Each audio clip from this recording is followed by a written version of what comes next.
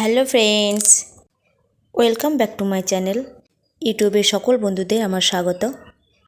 চলে এলাম আজকে কালাকাঁদ তৈরি করতে।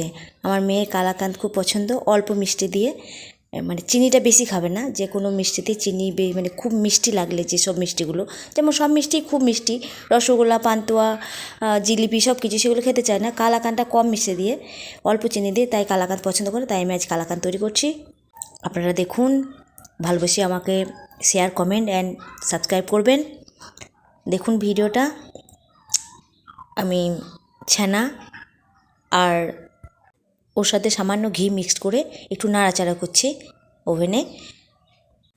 ছানাটাকে প্রথমে শক্ত করে নিগড়ে নিয়েছিলাম, তারপর ওভেনে একটু শক্ত করে নিয়ে নাড়াচাড়া করে অনেকটা টাইট হয়ে এলে এবার আমি ওটাকে থালার মধ্যে ঢেলে দিলাম।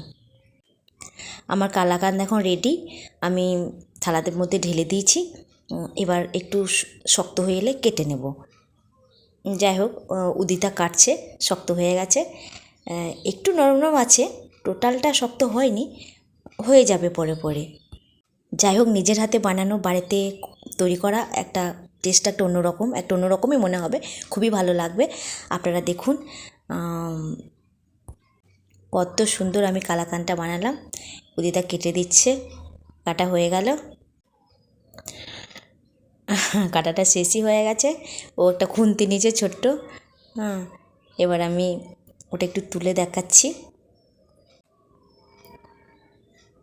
তুলছি কালাকাঁদটা।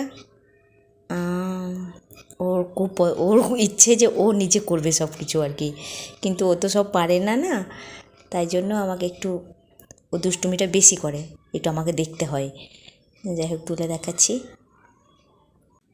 দেখুন কত সুন্দর জমে গেছে কালাকাঁদটা, খুব সুন্দর হয়েছে, খুব ভালো লাগছে। আমার নিজের খুব ভালো লাগছে এই কারণে যে আমি কালাকাঁদটা বানাতে পারলাম। আপনারা দেখুন, কমেন্ট শেয়ার করবেন প্লিজ। কালাকাঁদ রেডি। প্রত্যেককে আমার অভিনন্দন।